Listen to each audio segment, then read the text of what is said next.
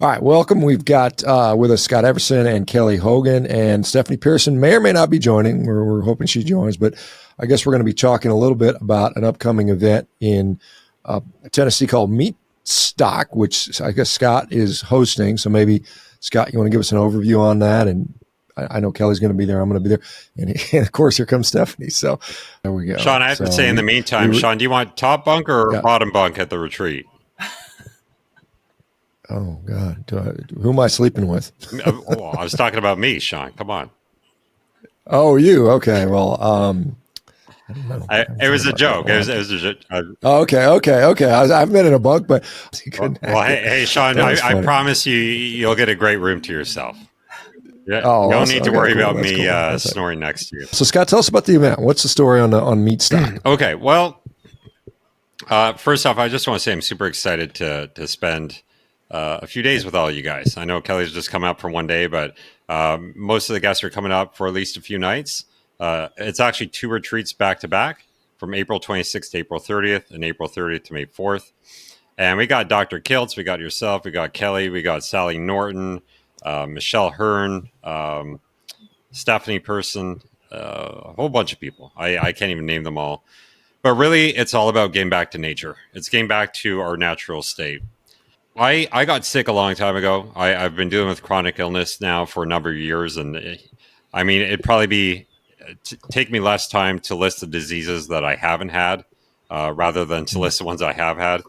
But I really have to thank you, Dr. Baker. And I should probably start with maybe congratulating your audience, because I think that when you take that step into carnivore, it really opens your mind and sort of lifts you out of this sort of matrix-like world that I was living in for a long time.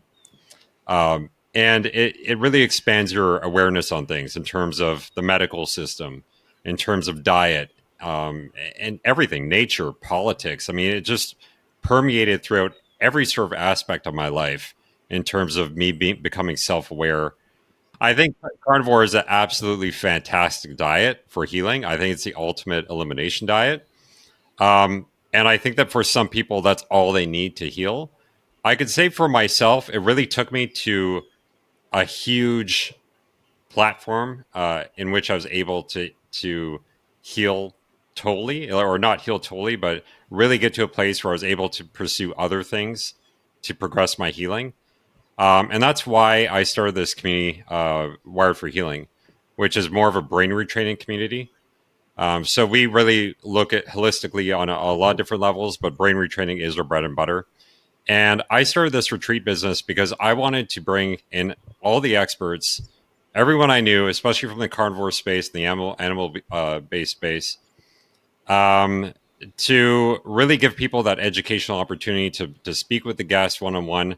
We've all been at KetoCon, we've all been at these conferences. There's thousands of people there. You get to meet Shawn or Kelly or Dr. Kiltz or whoever for a couple of minutes. You might get a picture and whatever. But this is more of an intimate location where everybody gets together. It's all about getting back to nature. It's all about getting back to our natural state and learning and having fun and engaging with our spiritual side. So that's really what Meat Stock is all about. That's the sort of essence of it.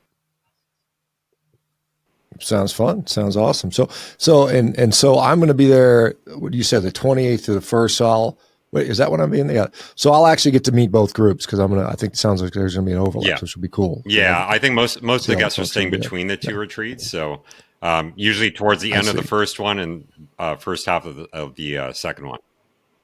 Okay. And where's it going to, and what's the place it's going to be at? What's it like?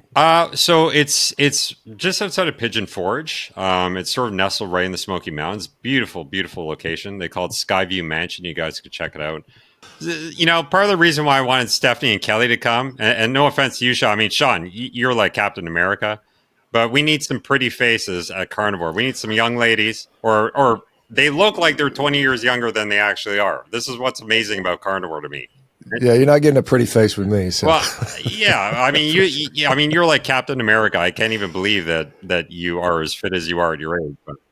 Yeah, so Kelly, you're still at Kelly. It's good to see you. I haven't talked to you in a couple of years. I haven't really talked to you in a couple of years, but you're not dead yet. You're not dead yet, and you haven't. I mean, it's amazing. That's my biggest claim to fame. I'm still eating meat and I'm not dead yet. That's what I got. And apparently, I bring a pretty face, but hopefully more than that. Thank you, Scott. That's like the Monty Python where they're whacking a guy and he goes, "I'm not dead That's yet." right. That's it. for the plague. So you're still going. And Stephanie's still going strong too and stuff. So in fact, today I'm going to break the American record on the rowing machine, 1 minute record. So I'll get that out. I'm going to do that today. Just probably right after we get done. Right after we get done this, I'm going to zop down there and break a record. Yeah. So now I always say, I mean, I actually owned I do own a fitness business in Toronto, and I used to really work out. I mean, that used to be my happy place. I mean, now I look like your accountant, but but I think that I've learned to use my mind in other ways, and I've really sort of tried to expand because I can't really work out so much anymore. So. Can you do telekinesis, man? Can you do like I can? Like you see that that magic drawer opening trick I did? Oh yeah, I did see. Yeah, that was pretty incredible. Yeah. I'll work on that. That was pretty cool. It took 8 years of diet to finally allow me to do telekinesis. So I thought it was pretty cool. People often want to rush that. There's no patience these days. They think after a few months of carnivore they'll get that, but 8 years. That's about when it kicks in. Yeah, it took kind of like this, developing that. It took a long time. So, well, I guess I know because Kelly's got to go pretty soon. So, Kelly, what you're going to be there? What day? What day are you going to be out there in Tennessee? The 27th to the 28th. 27th through 28th. So I wanted to wait until you arrived. We've got to meet in person. Yeah, that's right. Yeah, we have not met in person. We've met many times virtually. So, and I'm really hoping Stephanie will come because we haven't met in person either. That would be all. Oh, is Stephanie coming or not coming? Are you going? Yeah, she's going to be there for multiple days. She'll see both of you guys. Don't worry. Yes. Okay, got it. Awesome. We'll have lots of fun. So when you say get back to nature, we gonna be running around like catching wild pigs and stuff like that, or what are we doing out there? Well, a little bit. I mean, so there's actually a close by regenerative farm that we actually tour a little bit, and that's where we source all of our meat. It's the nicest farm you'll ever see. So it's pretty cool, but no, it's more of an educational experience. So we're kind of learning from the experts. I really want people who, are healing, trying to heal, trying to learn how to live optimally, getting back to their natural state. And really that's all mostly what it's about, but we are going to have fun. We're going to get out there, maybe chase some pigs, go for some hiking, that type of stuff as well. So it'll be a lot of fun. Interesting. I know they have like a grease pig contest sometimes. Grease up a pig and let the kids try to wrestle it down. So is it Lick Skillet Farm? Is that which one we're going to? Lick Skillet. Yeah. Kelly's been. Kelly I have toured that farm. It is fantastic. I've had their pork. Oh my gosh, it's a really great experience. Great. It's called Lick the Skillet. Lick Skillet. Yes, because can I tell them why, Scott? Sure. Okay. When the guy's ancestors first moved to this farm a couple of generations ago, the person who sold it to him said, "I'm sorry, man, but this land it's dead. It has been worked to death. You are buying a dead farm," and it was cheap. He said, "If you try to make a living off of this land right here, your kids are going to be just licking the skillet because you're going to be poor as dirt." But he started putting into place so many regenerative practices and that now he has this booming, beautiful earth, and he takes you all around the farm and shows you exactly how he did this with the earthworms and how he reworked this land. And they are not licking the skillet. It's booming. He talks a lot about the microbiome of the soil and how he was able to regenerate it, and it's really an incredible project. It might sound boring to some of you guys, but I'll tell you, I was absolutely fascinated by it. That'd be nice. I've talked to those folks a number of times over the years. It'd be good to see another one in person. That's fun. So do we have any vegan options at the retreat? Vegan options. Well, no, I can't say that we do. I mean, if they're willing to pay an extra fee for that, perhaps I could. Perhaps I'm not taking him seriously. No. But if somebody wants to pay me a few extra grand to make them some broccoli or something, I'm all for it. That's great. That's one of the things that you remember Anthony Bourdain, before he passed away, would say that when he would cook for vegans, it was always a good moneymaker because they just put out the crappiest, cheapest crap and overcharge them like, 300% or something like that. So, Stephanie, where do you live at? Are you in Tennessee? Yeah, Kelly said you I were know maybe in Tennessee. we used to be a couple of hour or an hour and a half from each other, if that. Now I got the hell out of Cali like you did, and I bought 10 acres. Oh, that's right. Because you were like in like LA. I was area, in weren't you, Los at one point? Angeles. Yeah, I was actually in Hollywood, Yeah, okay. ironically. And when all this garbage went down, I was like, nah, we're jumping off this Titanic. We're getting off this sinking ship. And I went to Texas, and I hated it. So then I ended up buying 10 acres in Tennessee and started with one horse. And now I've got 2 horses, 2 donkeys, and now a dog. And I'm ready to get my house where the built. barbed wire. That's where the barbed wire running is coming from, right? Yeah, exactly. And it's crazy to run like out in the West they call it ranches, but here they call it farms. But yeah, it's tough to do everything. I moved to raw land with nothing on it, no water, no power, no nothing. So I've just been. So you got your own lick skillet place type of thing. Huh? I do. A lot of. What is the plan? Are you gonna? You obviously got some animals on there. Is the plan to homestead and make some food, or what are you gonna do? Yeah. I mean, they're about to. They were supposed to start building yesterday, but then the builder. I'm building a house. I'm really excited about it. It's going to be like 2-level loft with big wall of windows, like the A-frame houses you see, the cabins. And then after that, I want to build a couple more cabins. I want to build a gym.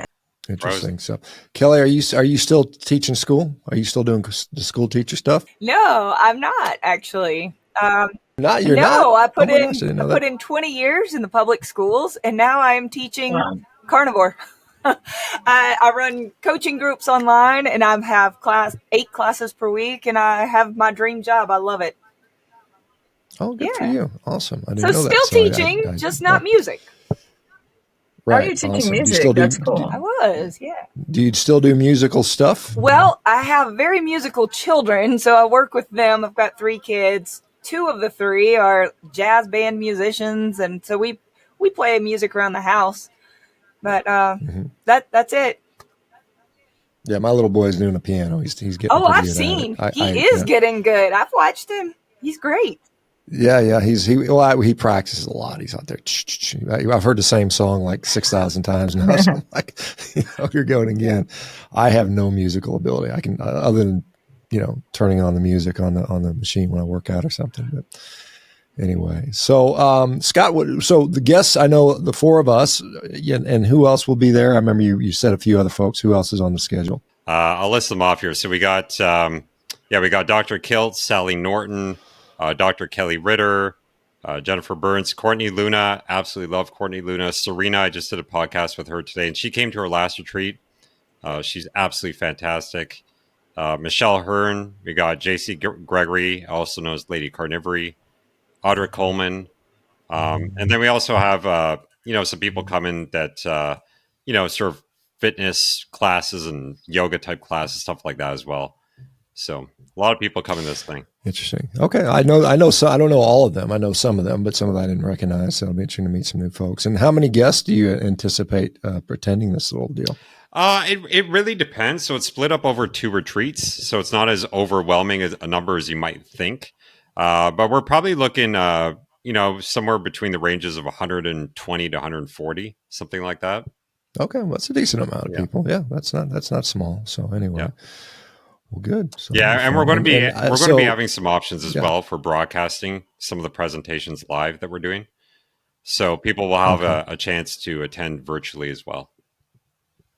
Okay, and so so I guess I should know what am I supposed to be doing there? Am I giving a talk, or am I? Is it like just a Q&A, or what's the format supposed to be? I guess for all well, of us? yeah. So you're going to be giving a little bit of a talk, Shawn. Not to scare you, but it's going to be sort of a little bit of a talk and Q&A. We're also sort of like having panels where we're sort of pairing people together as well. So I know that people do that a lot at KetoCon. So sometimes we might pair you together with like Dr. Kiltz and just sort of take questions from the people there and that kind of thing. So, okay, I can certainly do that. So that'll be fun. So, visiting the farm. Okay, Kelly, go ahead. Sorry. So I've got an almost 13-year-old that made district soccer. Woohoo! And her practice ends in 4 minutes. So I have to go pick them up or pick her up. But I am excited to see all of you at the retreat. And I hope there'll be a lot of fun people there hanging out. The last one was a lot of fun. And I love all of you. Thanks for the message that you spread and for inviting me here to talk today. Good to see y'all.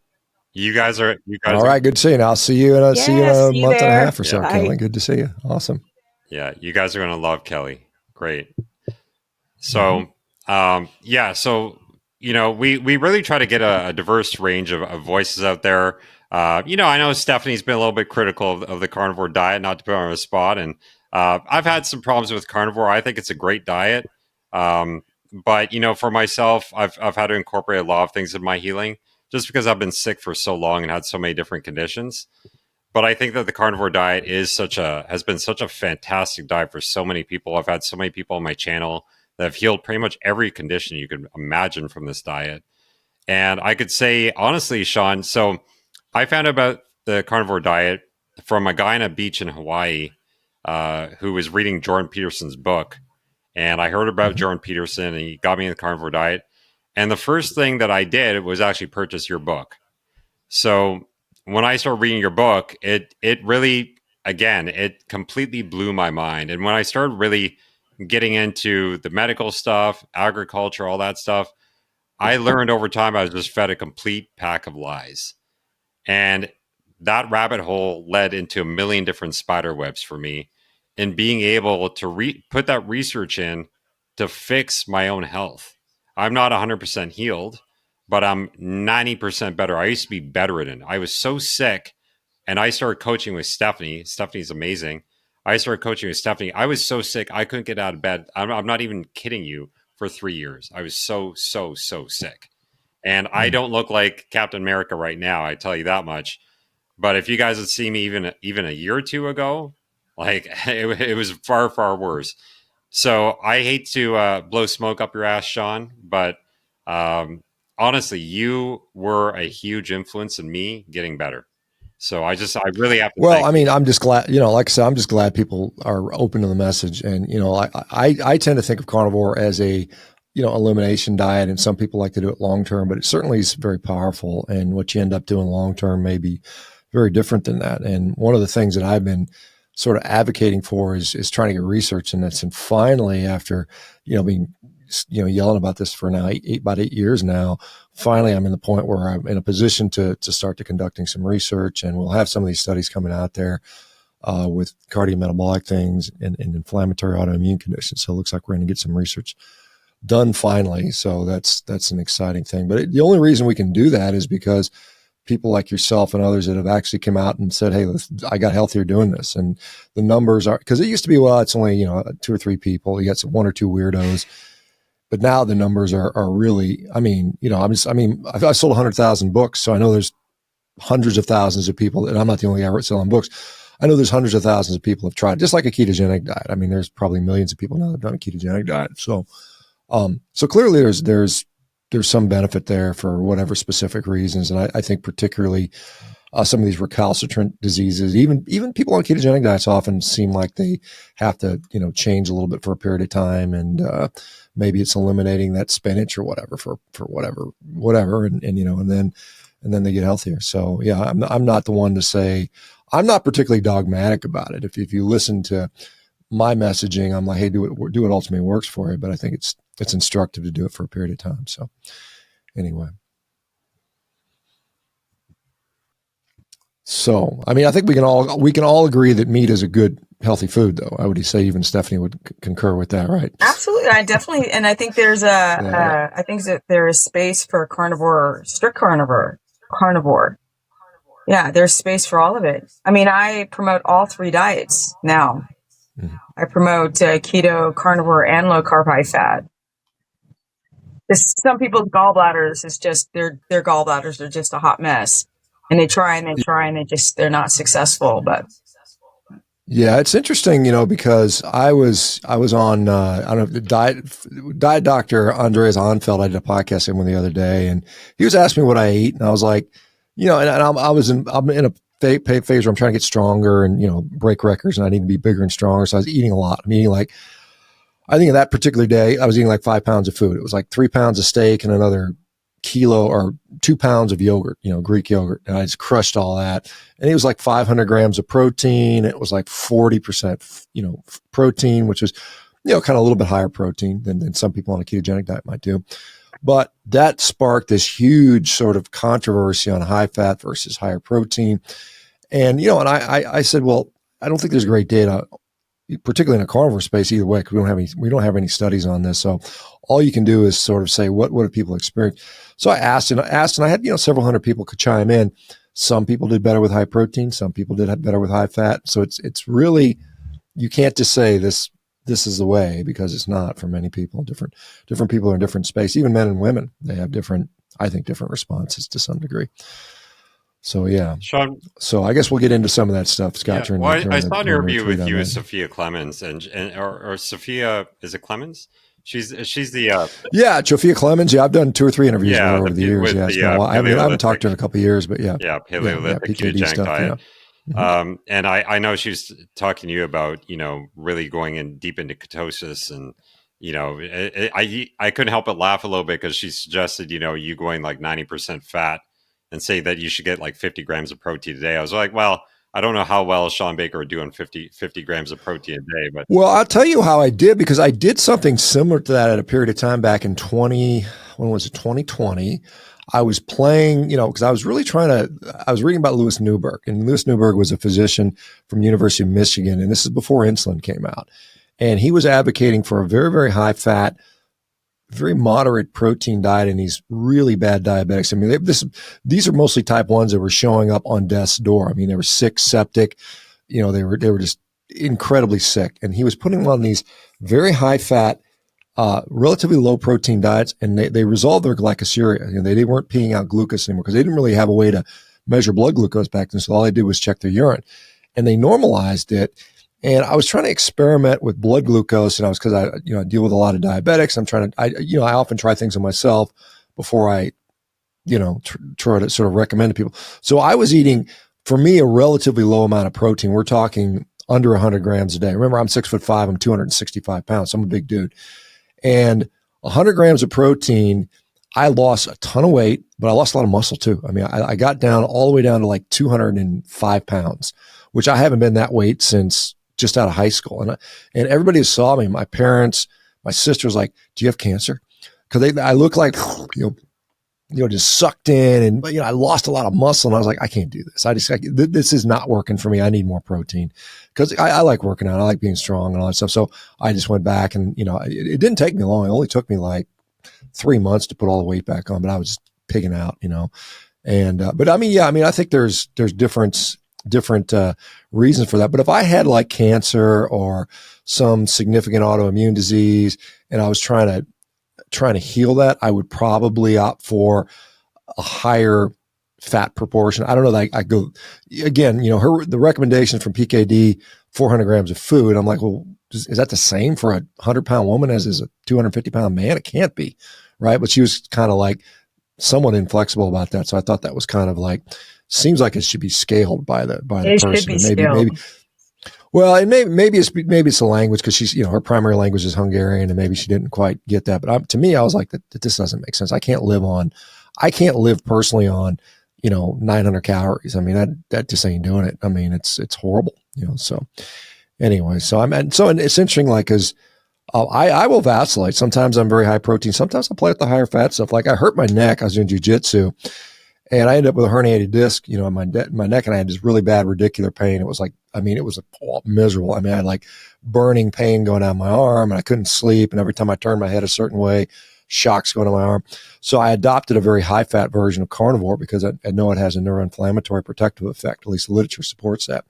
And, over time it did help. And so it was definitely helpful in that situation. But I mean, day to day, I look at my fat percentage. Normally at maintenance, I'm probably 65, 70% fat is where my calories come. So it's still very high fat. I mean, I'm definitely getting, because I'm not eating carbs or training, well, really none at all, except, maybe there's a little bit in an egg. An egg has about 0.5 gram of carbs, and a little bit of dairy from time to time. And, but yeah, so that's been my sort of experience, that there's different times for different uses. And that goes for carbohydrates too. I mean, I think I'm not the guy out here saying that all carbs are killing people and they're bad and vegetables are poison. You won't ever hear me saying that. What you will hear from me saying is that some people for therapeutic reasons will do better to remove them either for a period of time or a long period of time. And I think that's true because I do see it and you can't deny what actually happens. So yeah, but it's interesting the nuance because you get painted. Social media is really awkward. It's a lot, particularly some of the platforms where you only get like, Twitter, you got whatever, how many characters, and you can't really spend time providing the nuance that I think some of the stuff really, really deserves. And I'm still learning. I learn stuff all the time. And hopefully I'll learn a lot more, with Revero as we start to collect data on our patients, as we treat them and, track their outcomes. And we can actually do that. We can see what adjustments are needed. It may be that men and women are different. It may be people with psoriasis are different than people with rheumatoid arthritis, and they have different requirements with regard or different tolerance to different things. So we'll learn that stuff as time goes by. I think because we like with me, not to cut in, but I think with me, the reason why I don't promote it is because I just get so many people who they just don't process meat very well. They have low stomach acid, they have low HCl levels. They dehydrate themselves on dropping out the carbohydrates. They don't know how to balance their electrolytes, so they end up having back pain, and they're trying to get, these large amounts of protein through the protein byproducts through their kidneys. And so it's a work in progress, I think, with a lot of people to be able to balance certain things. Now, some people I know, I work with them, they cannot eat plants. They can't. They do much better on a strict carnivore diet. But then at the same time, they can't balance the blood sugar or they're having problems with chronic dehydration. So that's sort of like how I look at it, is if somebody actually works out or not, the requirement for protein. And unfortunately, like you and I, we both love to work out. And I think you're 67, baby, right? Yeah, I was born in 67. Yeah. So, exactly. yeah, so was I. So that's... So we're the same age, yeah. Yeah. And that's like, it's not an anomaly, but it's becoming more common. But you don't see people in our age group who work out the way that we do, and the people that follow us are kind of average.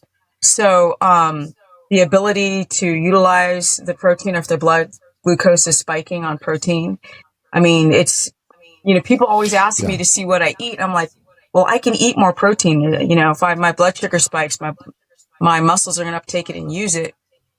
And that's not the case for so many people. Yeah, well, I think that, and that's true. I think if you want really, really good glycemic control and not having, then a higher fat approach with more moderated protein is definitely the way to go. And like there's a guy named Jose Antonio, who's a researcher down in South Florida, who's done a lot of the research on bodybuilders and consuming massive amounts of protein. We're talking 3, 4, 5 grams per kilo. I mean, in many cases. And, I was talking to him about that. And I said, what about like somebody who's sedentary? And his response was very funny. He goes, I don't really care about sedentary people. He's just like, I don't care about those people. So I just thought it was funny. And, but I mean, the reality is a lot of people that I deal with are sick people and they can't exercise yet, or they can't, they're at the point where all they can do is walk. You can't tell somebody who's been on the couch for 10 years, or bedridden like Scott was, and say, hey, tomorrow you need to go start deadlifting 300 pounds. It ain't going to work for them. They're going to get hurt. So you gotta kind of like, figure out what works for them. And the diet you may start to heal with may not be the diet that you end up thriving on long term. I think certainly that's I think something I see all the time. And so from my perspective, obviously I promote a carnivore diet, but I've never told anybody don't experiment, don't try with something else. In fact, I encourage people to, because I want them to do something that's going to be sustainable for them over the long haul. And I like I said, do it for 3 months, see if it works for you, first of all, because I think that's kind of a minimum time for most people. And then if it does, then you kind of figure out what you want to do from there. Exactly. And then once you're healed, I mean, like if you're diabetic and you're no longer diabetic, hey, maybe you got room for some blueberries or something else. I mean, I'm not at all opposed to people. Yeah, you're not very dog. You're not like that. You're not very, culty and vegan like about carnivore diets. That's what I like about you. That's really cool. Well, I mean, and there are some folks, and I get it. I mean, I get if you find something that finally, because a lot of people are pissed off. I mean, they're like, I was told my whole life to avoid meat and eat low fat and it just screwed me up. And now I'm suffering from all the disease. I spent years and years going to specialists and taking all these medications and drugs, and I just got sicker and sicker. And then you're like, I just ate a bunch of steak and eggs and I feel so much better. So now I'm pissed off and I want to scream at the world. And so I get that, that sort of thing. And there's also like an identity. I'm on team carnivore. I'm on team low carb. There's a lot of that back and forth. And I can't fault somebody for being excited and wanting to share what works for them. But sometimes when they try to say, because it worked for me, it's going to work for you. And we know that doesn't always apply. But yeah, I mean, there's certainly, like you mentioned, issues with blood glucose, issues with, particularly for diabetics, issues with dehydration, electrolytes. Yeah, and that's one of the things. I mean, you think about low carb diets are generally dehydrating, and then you add a bunch of protein in there, and then that also requires a little bit more water to metabolize and cause you to get the urea out of there. So yeah, it's interesting. So there are some nuances and considerations that you have to. Yeah, but you said it yourself. Like, you gotta do what works for you. I mean, I recommend carnivore diets all the time to people who actually can do. It's the same thing. Like, I do a ketogenic diet, but a quarter of the time I'm like, you can't do keto. Like, your gallbladder's jacked up, or you're so hypoglycemic that you're just on the floor crawling. Sometimes I put people back on the carbs, even though I do a keto diet, Yeah. Well, like I said, you have to be cognizant of that. And the other thing is, for some of these people that are particularly sick, like, I don't know how many meds you're on, Scott, but I mean, a lot of times, you need somebody that can help you with those medications and come off those meds. And that's why we started Revero, because we can now prescribe and deprescribe medications. Whereas, as what I'd done before, even though I'm a physician, I wasn't practicing medicine. And so now, we're licensed in all 50 states. And so now we can sort of take people that are sick and actually deprescribe their medications in a safe, effective manner, because you can get into trouble. If you're on a diabetic drug that lowers your blood glucose and you go keto carnivore and your blood glucose drops to the floor and you have a hypoglycemic episode and you end up in ER or worse, dead, it's a problem. So yeah, there's some certain things we have to be mindful of. Well, if I could just interject very quickly on that, I could tell you that is very much needed, because that actually spawned a lot of my health problems, was coming off of benzodiazepines. Yeah, that's a tough one. Well, I have severe mast cell activation issues, and I know benzodiazepines wreak havoc on mast cells. They bind to mast cells. So that's been a big problem. I think that going low carb, when I discovered low carb first, that helped quite a bit. And then going carnivore helped even more with that. Just cutting out the carbs completely. I did run into some issues with carnivore after a while. And I don't know if it was perhaps something, I don't know if it was carnivore or perhaps something I did wrong. I got Stephanie as a coach, who's a fantastic coach, to help coach me the rest of the way, where I'm able to tolerate meat great again. And I could pretty much eat whatever meat I want now and eat more fat. So Stephanie really helped me out with that. But you could run into problems, and sometimes there is a right way and wrong way of doing carnivore. I think a lot of people just jump into it, just thinking they see these stories and they say, well, everyone else seems like they're just healing right away, and they jump into it. They don't research it. They don't research anything about electrolytes or anything like that. And, some people end up fainting or having some issues, and it could be problematic, and I could say I had a friend recently, I'm not crazy about oxalates. I love Sally Norton to death, but I don't think everything is oxalates.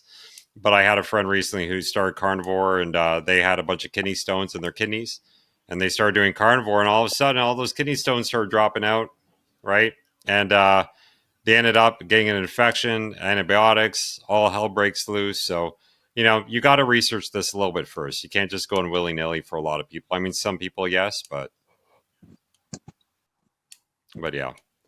Well, I guess let's talk a little bit more about the retreat. So it's so there's two of them that are both 4 days apiece or something. Yeah, like that? Was that one? Two? Yeah, so 4 nights, 5 days each. So two apiece. We just kind of wanted this big ass retreat, to be honest with you.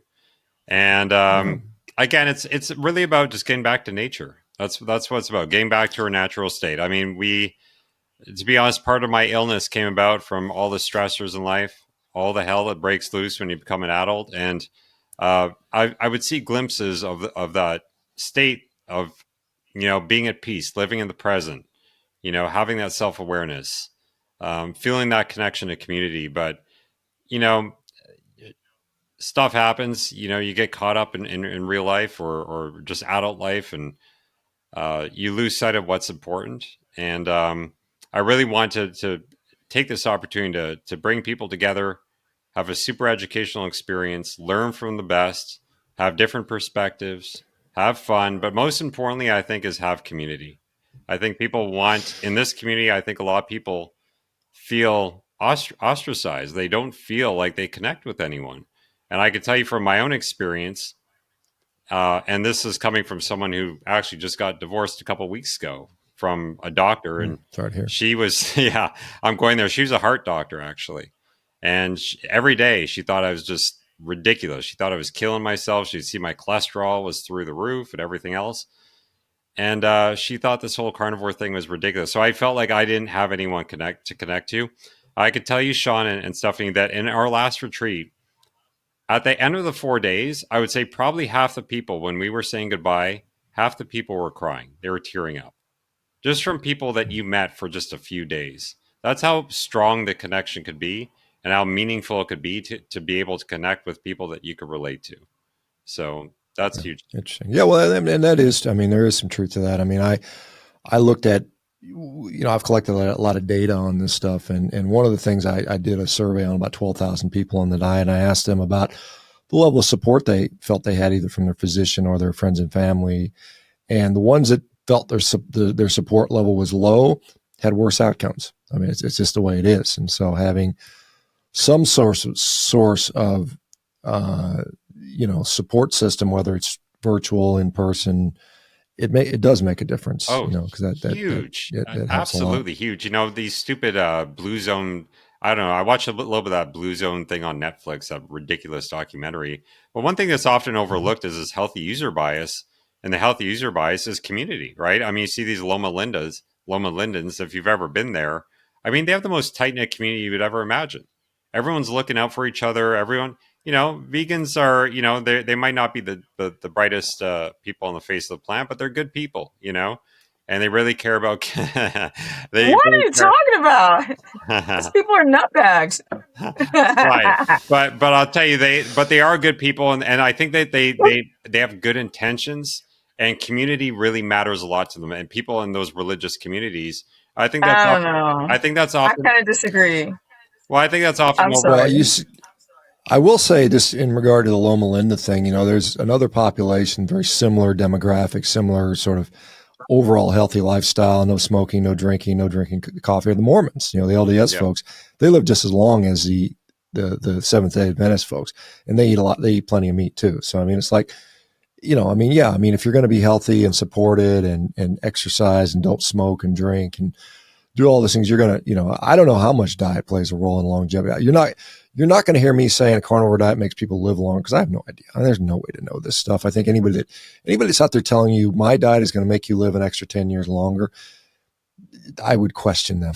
I would say, hey, yeah, how are you going to can you give me a money back guarantee if I don't live to whatever 100 or something like that? And you're never going to hear that. So I really don't get too excited about longevity stuff. I usually just talk about, hey, let's stop being sick. Let's get healthy today and continue doing that as long as possible. And that's my plan, and if I live to 100, great. If I don't, great too. At least I try to be as healthy as I could. So, yeah. Yeah, absolutely.